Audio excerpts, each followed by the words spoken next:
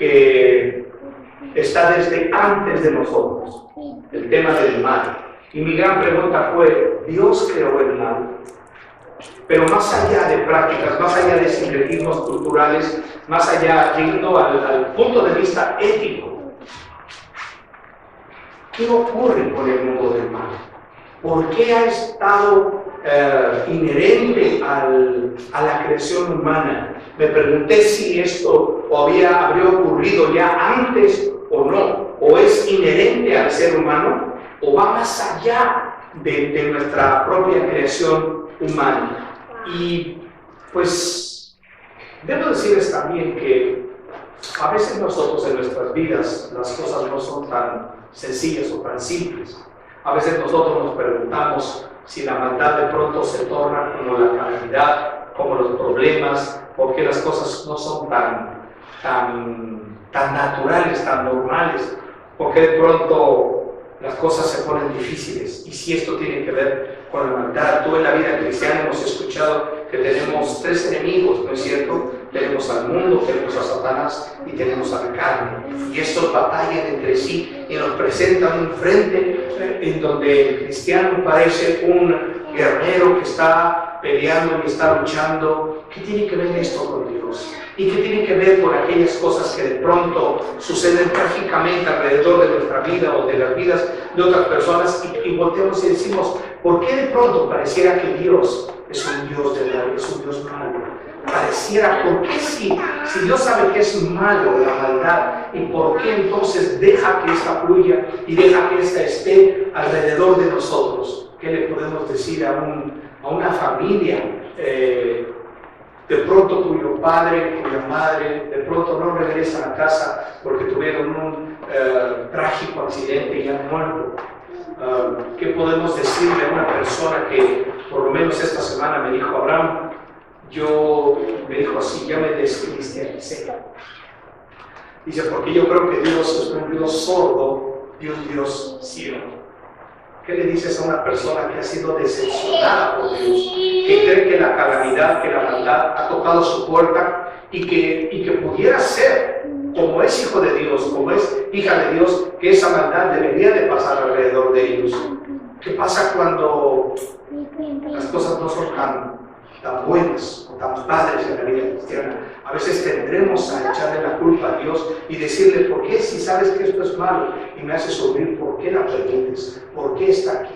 Todas estas preguntas vamos a tratar de contestarlas. Sé que es un tema ético bastante complejo, pero vamos a tratar de esta mañana de poderlo entender de la mejor manera. Y lo primero que tenemos que hacer es que tenemos que entender siempre que la creación humana tiene dos puntos unidos.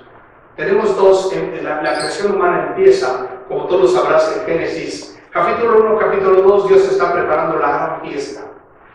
En 6 días se está narrando cómo se crea este medio ambiente, este hábitat para colocar la cereza del pastel. Dios está haciendo un gran pastel y pone una cereza al final. Esa cereza que está creada el sexto día, que es el ser humano. Y lo coloca ¿para qué?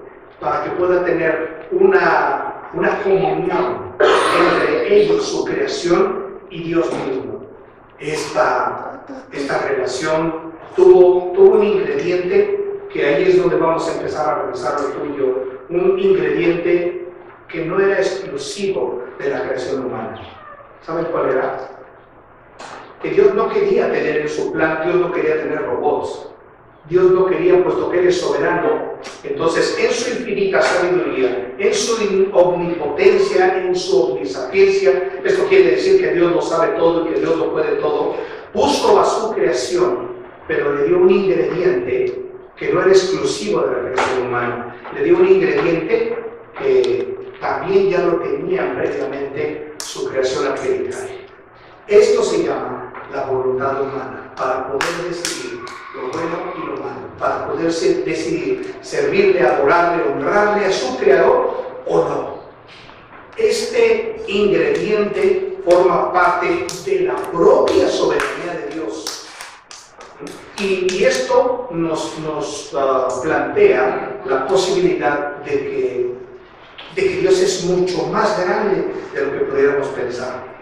Porque a veces podemos decir, bueno, tal vez Dios, si sabe que la maldad iba a estar, si sabe que Adán y Eva iban a pecar, ¿por qué nos dejó? Si el pecado iba a entrar y el mundo tendría que ser redimido, ¿por qué dejó que el mal entrara?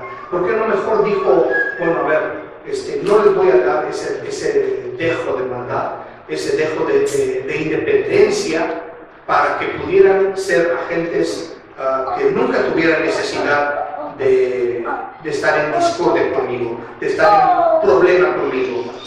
Éticamente Dios lo pudo haber hecho. Sin embargo, puesto que su gloria es mucho más alta, dijo, lo voy a dejar. Tienen que tenerlo, porque los mismos ángeles lo tuvieron, antes que nosotros. No sabemos en qué momento los ángeles lo pudieron hacer. Lo único que sí sé es que fue antes de nosotros. Antes de nosotros, ellos que tenían su voluntad también, una voluntad angelical para poder obedecer o desobedecer, aceptar a Dios o no, rechazarlo o someterse a Él. Y ellos decidieron algo. Los seres humanos también lo tuvimos. Entonces, primero que nada, dice aquí, cuando el hombre cae, tú recordarás que hemos leído ya en varias ocasiones el pasaje en donde Adán y Eva están en el huerto, viene la serpiente, que dice Génesis 3 que era más astuta que todos los animales. Ella lanza una gran interrogante, una pregunta, una trampa a Eva, y le dice, porque Dios os ha dicho que el día que comieras de este árbol vas a morir. Es cierto, esas son patrañas de Diosito. Él quiere que no lo tomes, porque si lo tomas vas a ser como él. Y Eva lo toma, va con su esposo, le conviene el postre, el otro la toma y la acción de que ya se encuentran solos, desnudos delante de Dios, huyendo, y cuando no tienen de otra se presentan ante Dios y se encuentran con unas hojas de higuera y Dios dice, eso no te va a servir, toma una túnica de piel y los viste a ellos. Y entonces les dice, este es el primer inicio del protocolo de redención de ustedes. ¿Por qué? Porque un tercero en sustitución por ustedes tendrá que morir para que ustedes puedan tener nuevamente comunión, misma que ha sido rota, una traición cósmica que va a tener repercusiones por siempre, eternamente. Pareciera que Dios ya había tenido esta experiencia cuando los ángeles se revelaron. Y hoy vamos a hablar de uno en especial, pero dice, y Jehová Dios dijo, he aquí el hombre es como uno de nosotros. Léalo conmigo, por favor. Sabiendo el bien y el mal. Ahora pues, dice, que no alargue su mano y tomen también del árbol de la vida. ¿Recuerdas en Génesis 3? Fue el árbol que dijo del bien y del mal. De este no puedes comer. De todo lo demás, lo que quieras es como un buffet de la mañana. Lo que quieras comer y la cantidad que quieras comer, excepto de este. ¿Te das cuenta? Y dice, no sea que también tome del árbol de la vida y coma y viva para siempre. Eso es muy importante, obsérvalo por favor. Y dice que tome, que coma y que viva para siempre. Ahorita lo vamos a explicar. Dice, y lo sacó Jehová del huerto de Edén para que labrase la tierra del que fue tomado, echó pues fuera al hombre y puso al oriente del huerto de Edén querubines y una espada encendida que se revolvía por todos lados para guardar el camino del árbol de la vida. Lo menciona 2 veces, el árbol de la vida. Y dice, el hombre no puede comer de este árbol del bien y del mal. ¿Para qué? Para que no viva para siempre. Esto me llama la atención cuando dice, para que él no viva para siempre.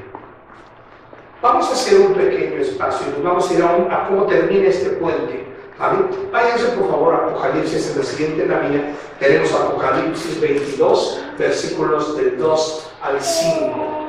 Y ahí tenemos, fíjate bien, lo que empieza acá, con la expulsión en Génesis 3 del hombre en el huerto de Edén, nos vamos hasta el final, el último capítulo, prácticamente es el último capítulo de Apocalipsis. Y entonces allí en este libro, que Apocalipsis significa revelación, ¿verdad? Las palabras de la revelación de Jesucristo a su siervo Juan en los últimos tiempos. Y dice así, fíjate bien la visión de Juan, dice, en medio de la calle de la ciudad, y a uno y a otro lado del río, estaba el árbol de la vida. Es curioso, y tú debes de saber esto, que en Génesis se menciona el árbol de la vida y no se vuelve a mencionar más que en un pasaje en el Antiguo Testamento, y el resto se vuelve a mencionar hasta Apocalipsis 22.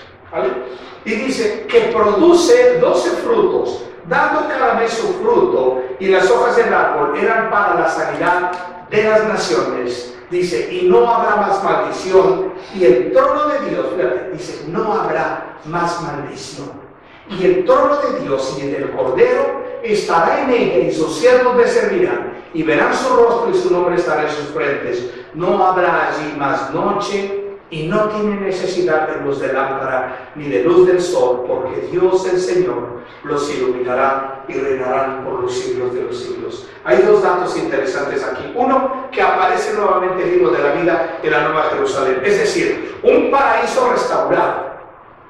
El paraíso que ha sido al principio, que ha sido perdido, se ha vuelto a recuperar en Apocalipsis capítulo 22. En el paraíso, antes de ser perdido, está el libro de la vida, del bien y del mal. En Apocalipsis 22, una vez que es recuperado, vuelve a aparecer el libro de la vida. El árbol de la vida, del bien y del mal. Y dice así, no habrá más maldición. Es decir, entre el principio y el final, si aquí ya no hay maldición y aquí apareció la maldición, entonces, ¿qué quiere decir? Que desde el paraíso perdido, donde está el paraíso y el paraíso recuperado, este periodo en el que tú y yo estamos viviendo es un periodo de maldición.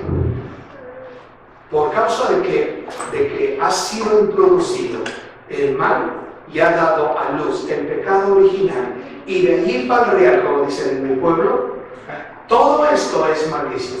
Todo lo que tú y yo estamos viviendo, eso nos va a explicar las consecuencias de la traición cósmica ejecutada por el ser humano. Adán y Eva, al desobedecer, al desoír, al tomar en poco la instrucción divina, acarrearon una traición cósmica que hoy las consecuencias las estamos recibiendo todos los seres humanos hasta hoy en día.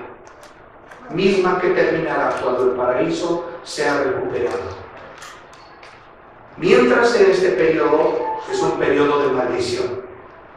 Romanos 3 dice, por cuanto todos pecaron, están destituidos de la gloria de Dios. ¿Te das cuenta? Por cuanto todos, es decir, la traición de dos personas nos trajo una maldición a todos los seres humanos, que es estar fuera, estar separados. Eso significa muerto, estar separados. Y en ese estado de separación estaremos eternamente separados de Él.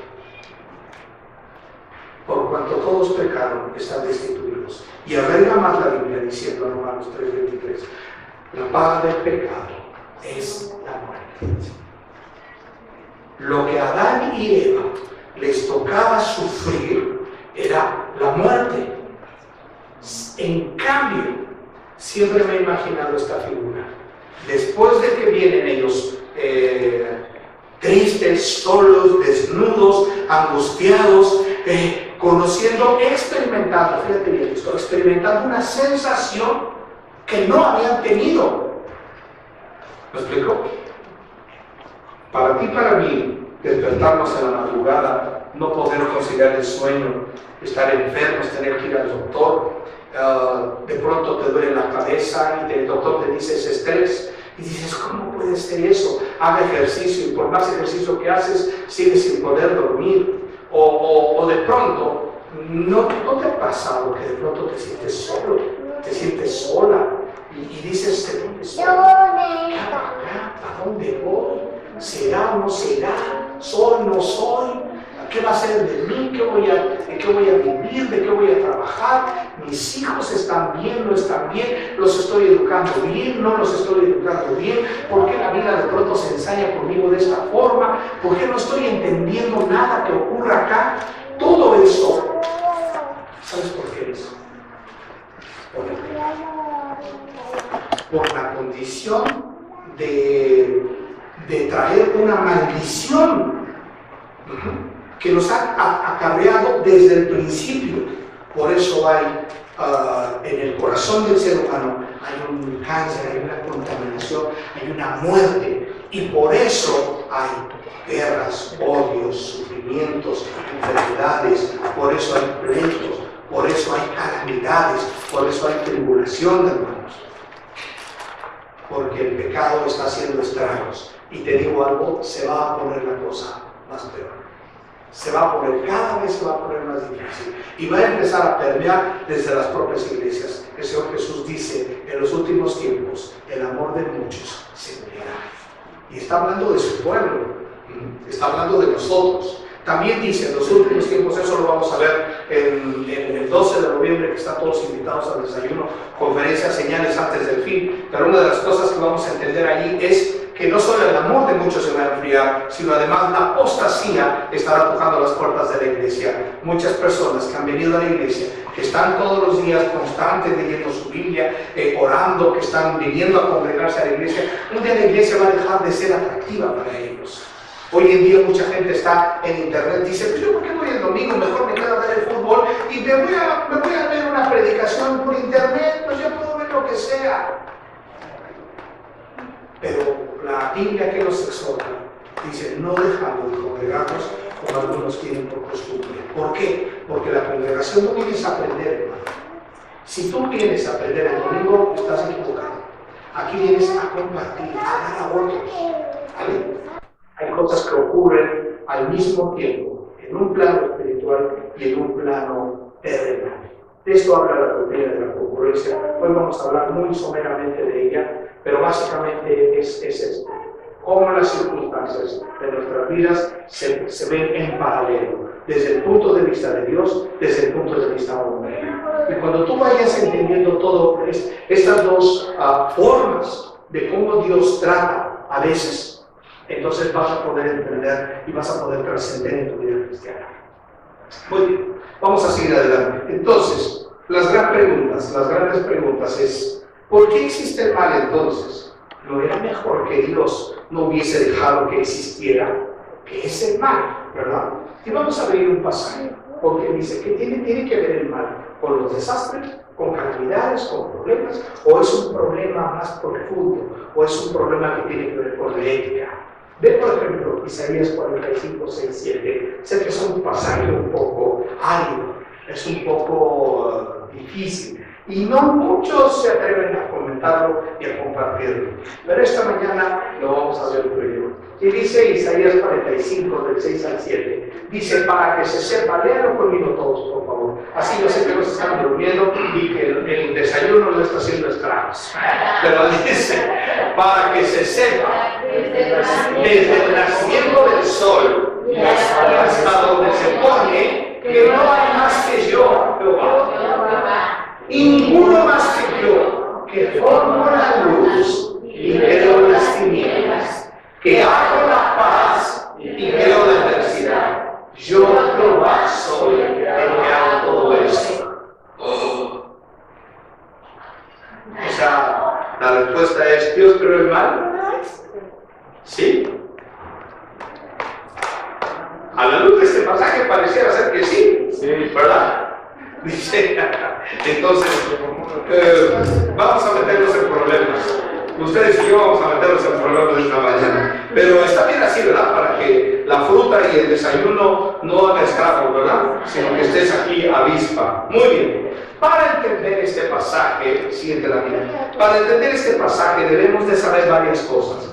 Mira, este pasaje de Isaías está escrito en una forma, con una forma literaria propia del Antiguo Testamento, propia del pueblo judío. Por ejemplo, muchos salmos así están escritos. Entonces, en principio es una forma poética, ¿vale? Sin embargo, esto no elimina verdades, pero para poder entender, esto es una forma de paralelismo. Por ejemplo, el Señor Jesús, ¿recuerdas cuando está orando el Padre Nuestro y dice, no nos dejes caer en tentación, mas líbranos del mal? Es decir, estas dos frases son sinónimos.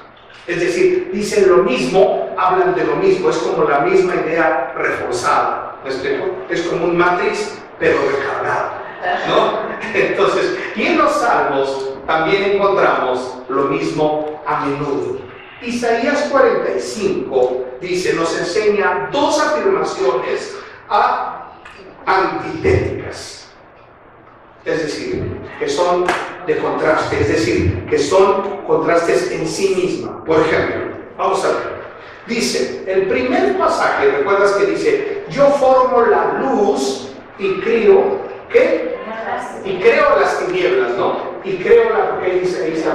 Y creo, dice, formo la luz y creo las tinieblas. Estos son opuestos, luz y tinieblas, ¿verdad? Son opuestos, dice, contrastes. Una cosa es la antítesis de la otra. Es por eso que se llama un paralelismo antitético, ¿sale? Es decir, son contrastes. Por un lado, Dios crea la luz, dice, y creó también las tinieblas. Estamos hablando en una forma poética, ¿correcto?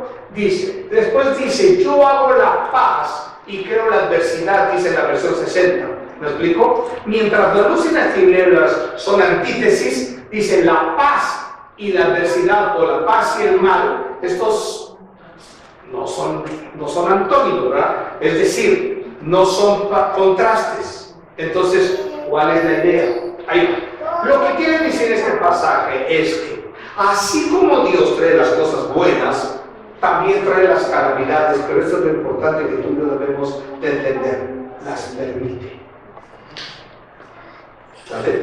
Las permite. ¿Por qué? Recuerda que vamos a tener una conexión muy fuerte con la propia soberanía divina, la propia soberanía de Dios.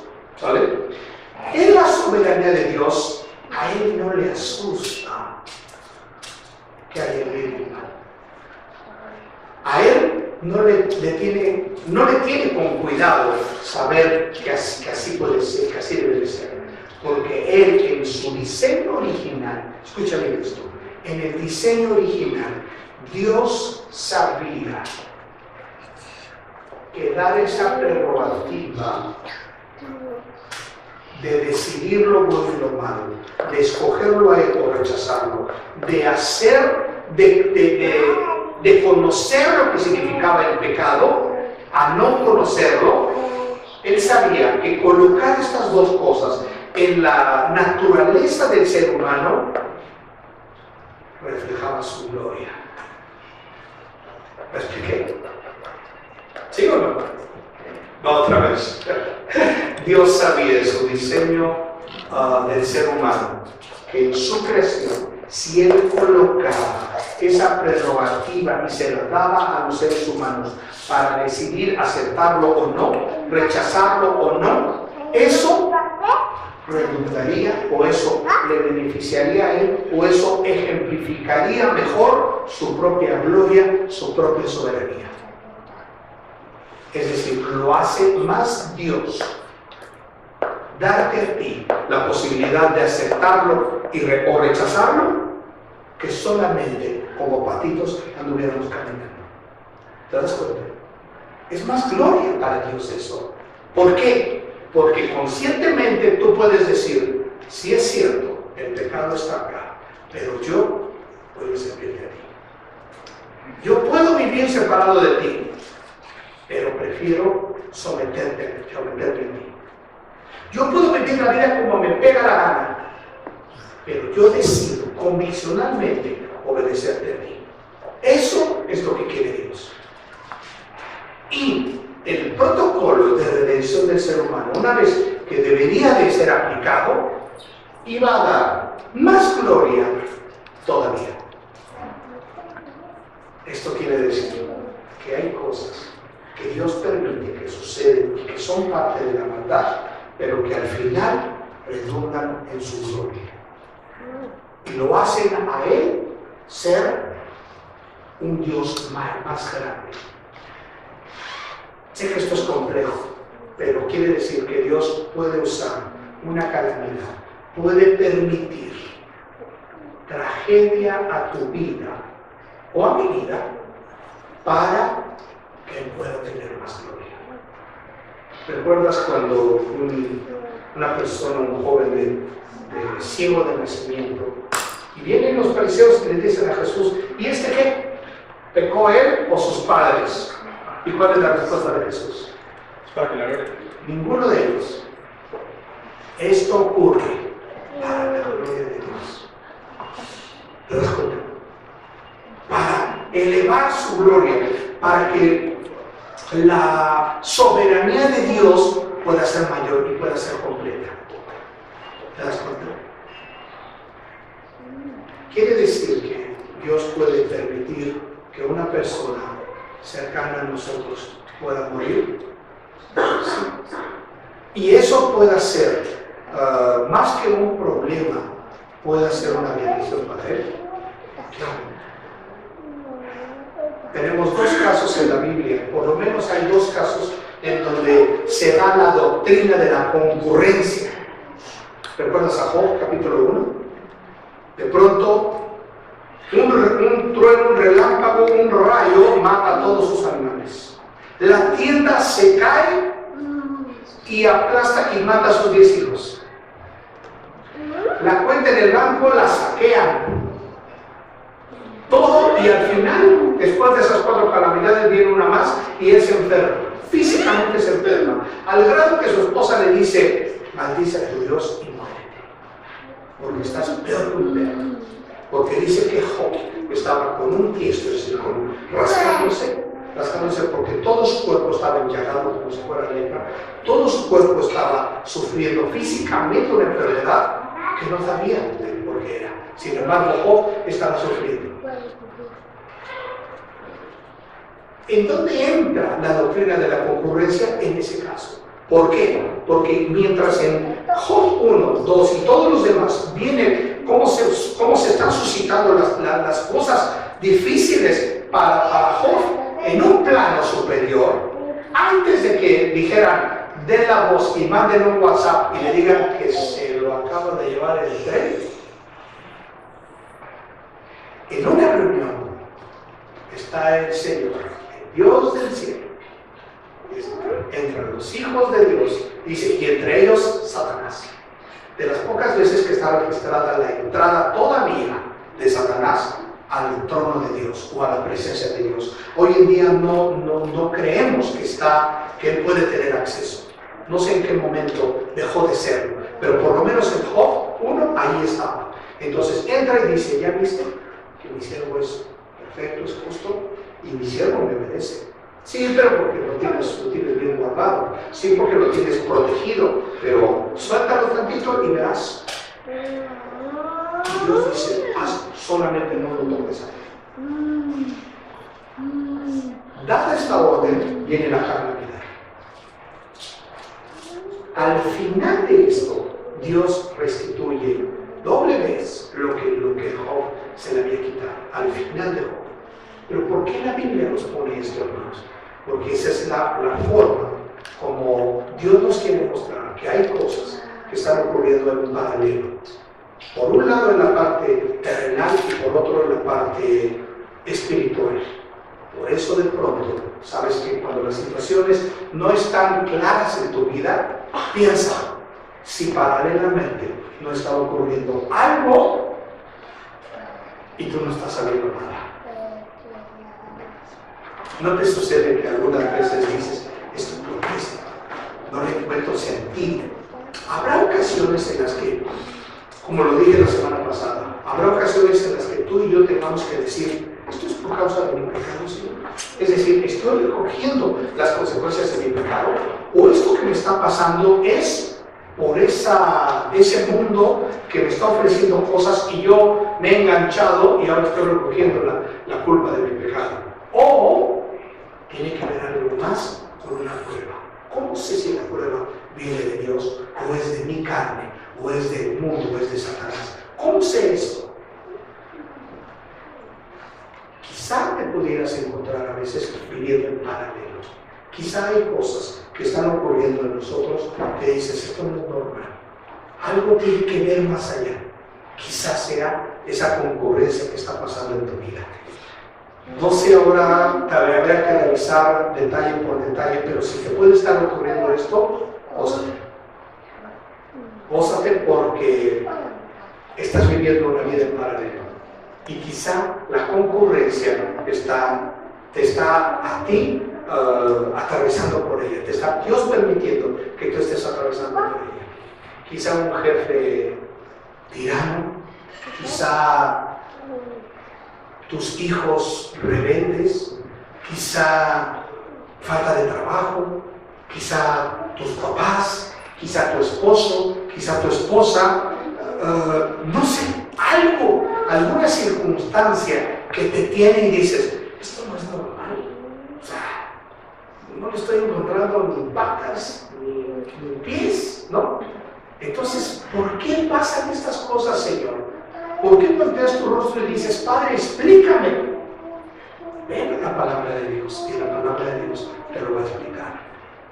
Quizá ahora estás caminando y estás viviendo tu vida cristiana y dices que estamos viendo como a contracara, estamos viendo como a través de un espejo, pero un día Dios nos va a revelar todo, así como Dios le reveló a Job y le dijo, ven y en la quietud, en la soledad, vamos a platicar tú y yo, ¿sale? Entonces muchas veces la maldad existe, ¿verdad? Y Dios la permite para llevar al final más gloria a Él, o llevarle toda la gloria a Él. Vamos un poco más adelante. Hay dos reflexiones sobre el asunto del mal. Y nos dice una primera reflexión, dice que el mal no existe en sí mismo, que en realidad es la carencia de una cosa buena. Por ejemplo, dice, los hoyos son reales, pero ellos solo existen en algo más. Llamamos a un hoyo a la falta de tierra. En realidad no hay hoyo, en realidad es una falta de tierra, ¿me explico? Pero no puede ser separado de la tierra misma. La otra es que dice, existe el frío. Dicen que el frío no existe como término, que el frío es la ausencia del calor. Entonces, a falta de calor, hay frío, ¿no? A falta de Dios, hay maldad. ¿Me explico? Entonces, la oscuridad dice no existe. Esta es la consecuencia de la falta de luz. Igualmente, el mal es la ausencia del bien, o mejor dicho, es la ausencia de Dios. El tema, hermanos, el tema del mal existe aún antes de que llegáramos, como ya lo dije. Los ángeles tuvieron también un día la posibilidad y la capacidad de elegir a Dios o rechazarlo. Si tú lees Ezequiel 28 e Isaías 14, vamos a ver Isaías 14, ¿les parece? Vamos a ver Isaías 14. Y es que en Isaías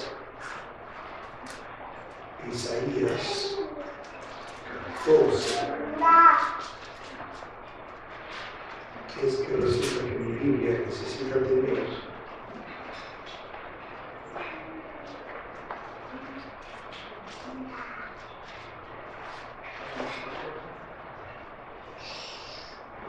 alguien tiene Isaías 14, es que mi Biblia necesita tener un acento y no se poner los acentos. ¿Ya lo tienes? ¿Lo puedes poner ahí, hijo? Es que Isaías 14.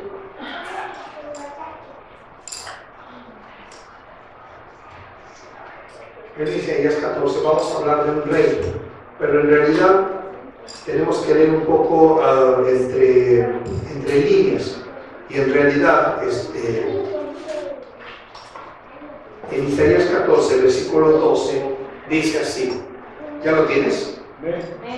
Dice, ¿cómo caíste?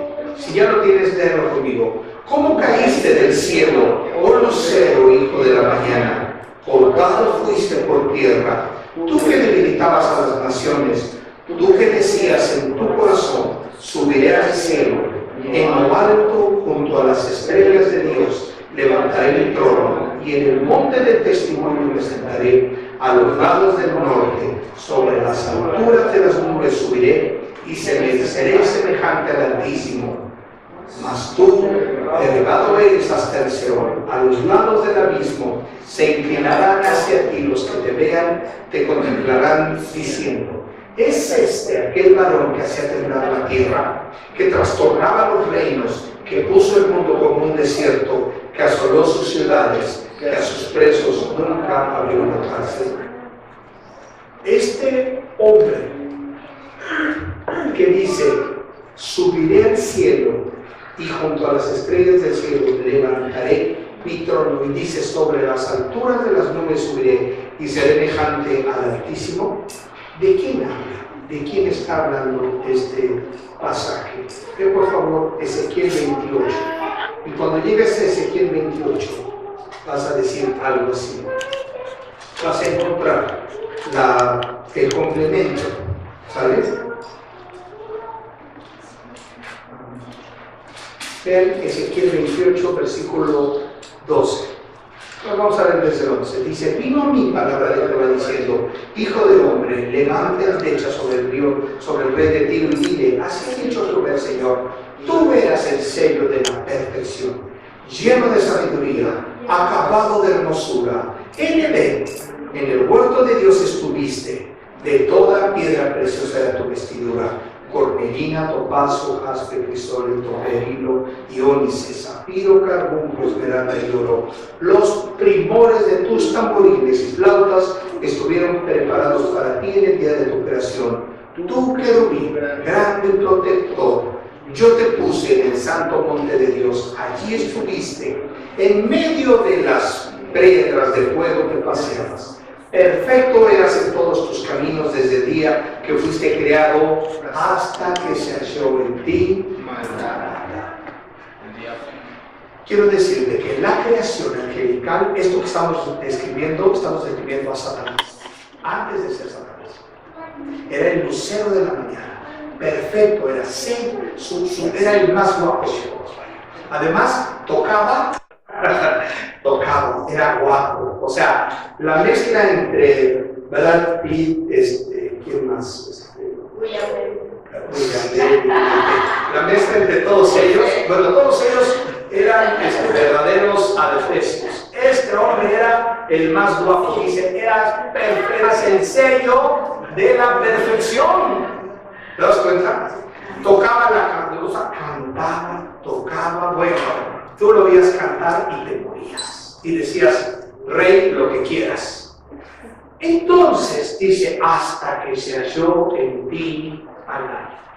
Así es que, muchachas, no porque esté guapo, eso no hay problemas.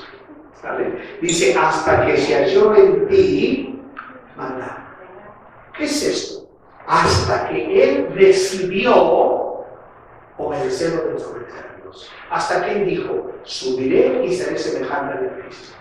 Lo mismo que pasó en esta torre de Babel, ¿verdad? Subiremos hasta el cielo y ahí seremos. Lo mismo que le dijo la serpiente a Eva, no vas a morir, hombre, no está bien rico, es más, vas a pedir para llevar. Y toma y le dice, abre la boca, mi hijo, que es mujer, abre la boca. Y se va conmigo y dijo, oye, está rico, te lo dije. Oye, ¿de dónde sacaste esto? Fuiste a Costco, ¿de dónde lo sacaste? No, pues la serpiente me invitó a un taquito. Y ve las consecuencias del taquito, ¿verdad? Entonces, hasta que se halló en ti maldad, hasta que entró la maldad, entonces se generó una maldición para todos los ángeles. Maldición que hoy en día hay muchos de ellos que están en nuestra atmósfera. Esto es de lo que habla Efesios capítulo 6 y dice, nuestra lucha no es contra carne y sangre, sino contra principados, contra huestes espirituales de maldad en las regiones celestes. Esto que es de la atmósfera hacia abajo, este planeta que está incluido, está bajo el reino perdido, tocado, dañado, lastimado, severamente lastimado por la cruz de Cristo. Pero este reino, cuando Satanás le dice a Jesús, todo esto te daré si tú postrado me adorares, y Jesús le dice al Señor, tú y un solo servirás. Pero este Satanás que está haciendo intentos de ganar un territorio que está perdido, que está conminado a la destrucción, porque el juicio de Dios viene sobre él y sobre aquellos que le siguen. Hay otro grupo de ángeles que están encerrados. Esos no pueden salir porque dentro de los malos, esos son los más malos. Pero al final del milenio, ellos van a ser soltados. Y dice que van a poder confundir a una de las naciones. Pero no te preocupes, tú y yo vamos a estar ya con el Señor para siempre, no nos va a bajar a nosotros. Ok, entonces, regresamos por último ya a nuestro mensaje, ¿verdad? Y cuando ellos ejercieron su libre albedrío, entonces la maldad aparece en los ángeles. Cuando el hombre ejerce su libre albedrío, aparece la maldad en su creación. Pero estas dos creaciones, lo único que hacen con esto es darle más gloria a Dios. Por último, quiero leerles un pasaje que está en Colosenses capítulo 2, y dice el versículo, dice Colosenses capítulo 2, dice,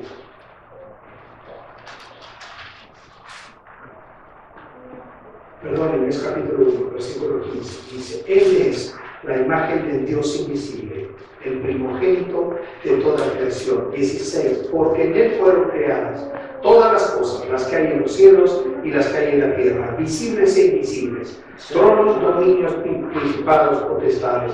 Todo fue creado por medio de Él y para Él. Y Él es antes de todas las cosas, y todas las cosas en Él subsisten. Todo, incluso la maldad. Vamos a orar. Padre bendito, te damos gracias esta tarde, porque todas las cosas en ti subsisten, Señor, aún la maldad. Cuando tú permitiste que el mal apareciera, y cuando tú permitiste, Señor, toleraste que la maldad contaminara, contagiara al ser humano, tú lo permitiste porque esto te iba a dar más luz. El plan redentor te da más gloria todavía. En tu omnisciencia, en tu sapiencia, en tu omnipotencia, tú sabías que el hombre iba a pecar. Tú sabías que el hombre podía tener esa prerrogativa, pero tú se la conferiste. El hacernos agentes responsables te da más gloria, Señor. Cuando nosotros reconocemos que esa independencia, que esa posibilidad de aceptar o rechazarse, aún la tenemos, aún la conservamos, y el que nosotros digamos, a pesar de ello, yo decido, como Josué cuando dijo, yo en mi casa serviremos a Jehová. No sé los demás, yo esta tarde he decidido servirte a ti. Que esta lección pueda ser importante para nosotros esta tarde, que nos permita hacernos más responsables delante de ti, y como agentes maduros, y como agentes independientes, poder escogerte a ti, poder venir hasta ti, poder decirte, Señor, soy tu esclavo, soy tu siervo, haz de mí lo que tú quieras. Señor, heme aquí, envíame a mí, Señor, para tu gloria y tu honra, te entregamos nuestras vidas esta tarde. Gracias, Señor, en el nombre de Jesús. Amén.